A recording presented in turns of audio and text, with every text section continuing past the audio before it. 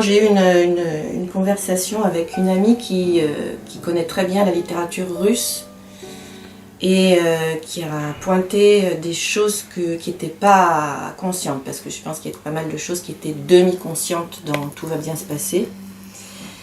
Et elle a pointé la référence à Gogol, et je me suis dit mais oui, évidemment, et à Gombrowicz. Et ce sont des lectures anciennes. Après, j'ai un goût très ancien qui date quasiment de l'adolescence pour la littérature fantastique et pour le côté, voilà, les nouvelles burlesques un peu de Gogol et tout ça, j'ai toujours eu ce goût-là.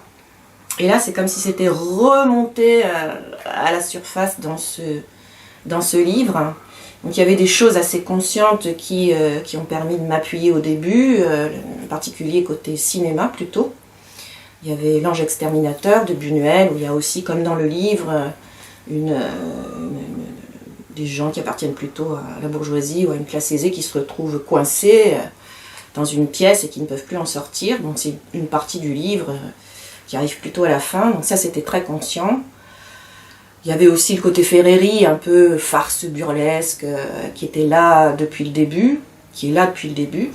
Mais tout ce côté littérature fantastique et russe, qui était très ancien, a dû, voilà, c'est peut-être le socle ou l'humus ou le fond sur lequel le texte s'est levé ou a levé à un moment. C'est possible. Pas seulement, mais bon, c'est tout à fait possible. J'aligne après pour aller un peu les références, mais ça fait très longtemps que j'avais été complètement, comment dire, un peu chamboulée par Orlando de Virginia Woolf, où le personnage dans ce roman de Virginia Woolf traverse comme ça les époques historiques. Et là, c'est pareil, c'est venu à un moment, donc le livre s'ouvre sur une première partie où on suit un ministre passablement amputé d'office, quoi, puisqu'il a ni bras ni jambes, mais bon, ça l'empêche pas de marcher. On le suit à Paris, il va vers un mercredi au Conseil des ministres, de manière tout à fait habituelle et ordinaire, avec son garde du corps. Et on entre dans l'Élysée. Tout ça a été fait sur le site de l'Élysée, évidemment, je ne suis pas allée moi-même faire des repérages à l'Élysée. Et en fait, ça c'est la première partie, avec une entrée assez comme ça grotesque, où le ministre tient absolument à se faire épiler intégralement le torse. Bon voilà. Et puis, et ensuite, pour pouvoir avancer, j'allais dire, dans l'histoire aussi, la narratrice, d'une certaine manière, va chercher un personnage qui a vécu il y a très longtemps, pendant la Révolution française, qui était une peintre qui a réellement existé, qui s'appelle Lucille Franck. Alors il reste très peu de toiles, en tapant son nom on en trouve une ou deux comme ça, en particulier un portrait de famille qui est assez impressionnant. Et cette peintre qui permet d'ouvrir la deuxième partie et vraiment de sortir du palais de l'Élysée et d'aller dans Paris, en fait de l'Élysée jusqu'à Chaillot. Et bien cette peintre, elle a fait partie avec un groupe qui se faisait appeler les Méditatifs de l'atelier du peintre David. Et leur histoire, rapidement, elle est racontée dans la deuxième partie, ça ouvre la deuxième partie. Leur histoire, c'est que c'était tous des étudiants, des élèves de David, et qu'à un moment, donc c'est vraiment après tout à la fin du XVIIIe siècle, puisque c'est après la Révolution, enfin pendant la Révolution et après, à un moment, ils trouvent que David n'est pas suffisamment radical dans sa peinture, et donc c'est tout un groupe comme ça, ils ont été jusqu'à 50, croit-on. Ils critiquent David, ils se font expulser de l'atelier et ils vont tous, en groupe, squatter un ancien couvent qui est à Chaillot, enfin qui était à Chaillot, qui a été détruit. Et ils s'installent là pendant un certain temps, jusqu'à l'arrivée de Napoléon, en gros, jusqu'au tout début du 19e. Et ils continuent à travailler et ils ont en fait, ce qu'on comprend en regardant un petit peu ce qu'il en reste, c'est-à-dire pas grand-chose, c'est qu'ils ont toutes les caractéristiques d'un groupe d'avant-garde en fait, d'un groupe artistique d'avant-garde. La liaison entre l'art et la vie et la politique, ils sont végétariens, ils vont aider les pauvres du quartier, ils sont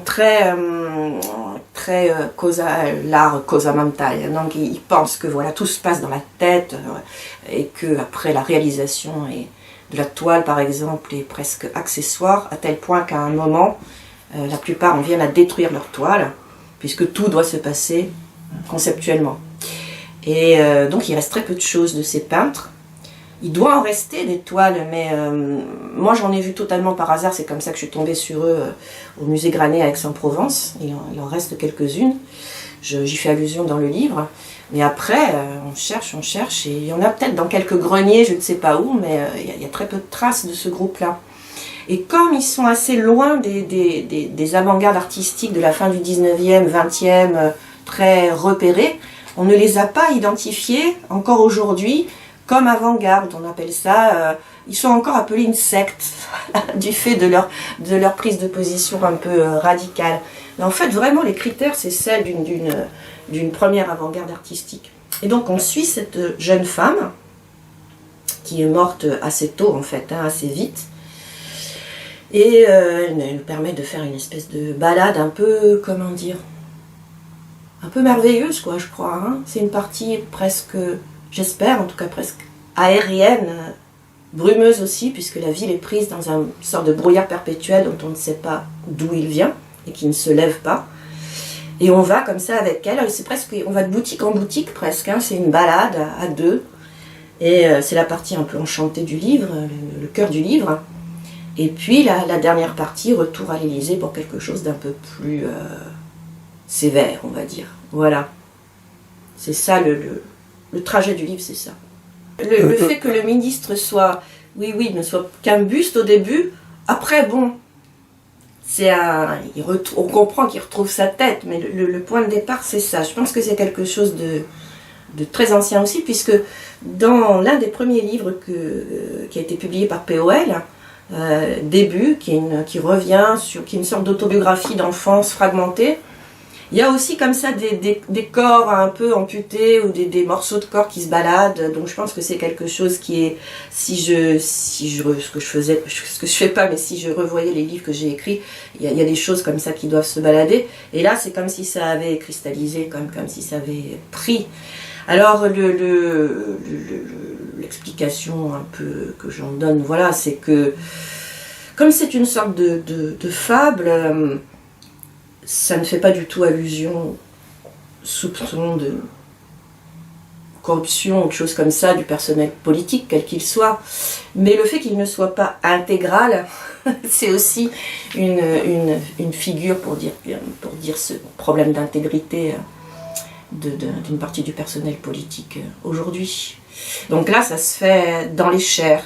Et puis, bien sûr, le fait depuis quelques années d'avoir vu en photographie, pas pour de vrai pour moi, mais en photographie des corps amputés, avec une main en moins, un œil en moins. J'ai écrit un livre il y a quelques années qui s'appelle Un œil en moins, en référence à tous ces gens qui avaient perdu un œil dans les manifestations. Et c'est aussi vraisemblablement, ça vient de là. C'est un retour à l'envoyeur, quoi, puisque une partie des gens ont été amputés, toi tu seras amputé d'emblée. Alors c'est un ministre évidemment, c'est dit au début, c'est pas identifié, quoi. Il n'a pas de nom, il vaut pour tous, j'allais dire. Quand j'écrivais, je me suis pas dit tiens celui-là je vais lui faire sa fête, j'ai pas visé quelqu'un en particulier. Il semble que j'ai traversé depuis que j'ai commencé à écrire pas mal de registres humoristiques comme ça, que c'est quelque chose qui est toujours là, qui est consubstantiel à la manière d'écrire que j'ai, à la syntaxe, aux phrases, qui a jamais été quelque chose de l'ordre du gag pensé ou de la volonté à un moment de faire sourire, mais qui est vraiment dans la manière dont je fais les phrases. Ça pareil, c'est quelque chose d'assez ancien, parce que j'avais été très marquée par exemple par la conception qu'avait Jacques Vacher, qui est un surréaliste historique, mort assez jeune, un des modèles de Breton. Et il parle comme ça dans une de ses lettres de l'humour, et il met humour avec un U et sans H. Et ce côté humour noir, quand même, il y a un peu de ça, mêlé d'ironie, et mêlé de quelque chose, je crois, dans ce que je fais d'assez aussi enfantin. J'ai l'impression que dans ce livre-là, tous ces registres humoristiques qui sont aussi dans mes livres précédents sont comme mêlés. Le côté littéral, enfantin est resté, et puis en même temps le burlesque, et en même temps de l'humour noir, ça c'est clair. Tout ça c'est concrétisé quoi, dans ce récit, dans ce livre-là. Concernant les politiques, je crois qu'il y a eu ce moment, il y a une bonne dizaine d'années maintenant, où un livre qui s'appelle Tomate est sorti, et où le politique était thématisé très clairement, ça faisait allusion à Sarkozy, tout ça, l'affaire de Tarnac, donc là c'était clair, et je pense qu'il y a eu une espèce d'un coup, il y a des tas de lecteurs et de gens qui ont identifié un peu où est-ce que ça se passait, un peu mieux qu'avant, où le thématique n'était pas politisé de cette manière-là, même si le deuxième livre que j'ai publié chez POL s'appelle Jeanne d'Arc. Donc c'était quand même assez, enfin je veux dire, c'était pas non plus dégagé de tout. Mais, comment dire, ce qui est gênant évidemment, mais j'en ai parlé depuis 10 ans, on n'arrête pas de me poser des questions là-dessus, j'en ai beaucoup parlé. Engagé, on ne peut pas l'utiliser pour ce que je fais de la manière dont on l'utilisait du temps du PCF, quoi. Enfin, c'est du temps de période glorieuse d'Aragon, etc. C'est pas ça en fait. Et tous les livres qui ont été publiés, qu'on identifie comme la partie un peu plus politique et récente de ce que je fais, non, c'est jamais...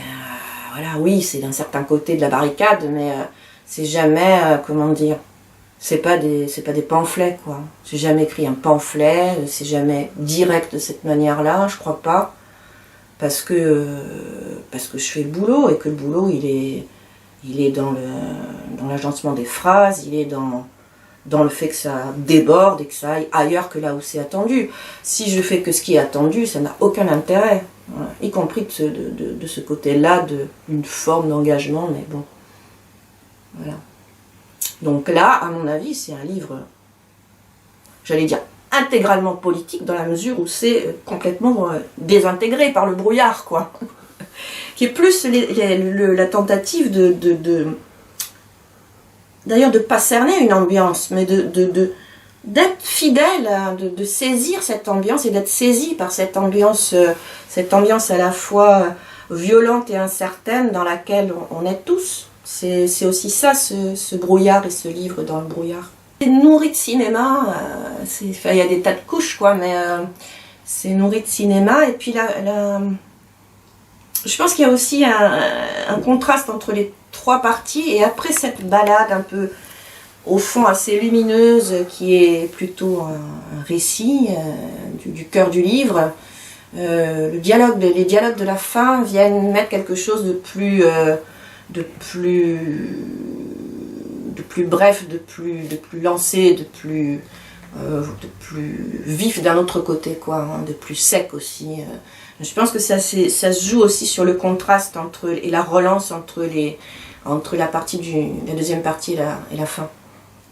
La dernière partie où la nourriture, la gastronomie tient une grande place, alors c'est peut-être tout simplement le fait que depuis des années, c'est Top Chef à tous les niveaux, que tout le monde s'est mis à faire de la cuisine, y compris moi, à faire des petits plats, des choses magnifiques, etc. Que c'est devenu une espèce d'obsession nationale. Quand j'étais plus jeune, il n'y avait pas tous ces trucs-là autour de la cuisine et de la gastronomie. Et donc je pense que ça vient de là, c'est monté de là. Ah bon, vous voulez de la cuisine, on va vous en mettre. Et donc la dernière partie, c'est ça, hein, c'est une forme de gavage, du personnage principal, les autres participants à tout ça, à faire le fameux plat, j'en dis pas plus. Moi je dirais que je peux le dire, c'est pas trop spoiler le livre, j'étais claire dès le début avec le fait qu'il n'y aurait pas de mort dans cette histoire. Et je peux citer un autre cinéaste qui vient de sortir un film qui s'appelle Rabah Amar Zaimesh, Le gang du bois du temple. Et je vais voir les films de ce cinéaste avec impatience à chaque fois, parce que je sais que c'est un repère un peu, et qu'on est un peu chacun dans sa partie, dans le même mood, comme on dit. Donc c'est vraiment un repère pour moi. Alors, où est-ce que t'en es? Quand je vais voir un de ses films, je me demande alors, où est-ce qu'il en est, lui? Alors lui, dans le dernier, il a convoqué un tireur d'élite. Oui, il est allé plus loin que moi, quand même. Ça se termine comme ça. Et je voulais pas dans le livre que ça se termine comme ça, par une mort, quelle qu'elle soit d'ailleurs, hein, que ce soit du côté du ministre, du côté du gang, enfin, c'est pas vraiment un gang d'ailleurs, hein, c'est plutôt, je sais pas, c'est pas des grands professionnels, on va dire. Et donc ça se termine, bon, je sais pas, peut-être une bonne gastro, quoi. Tout au plus.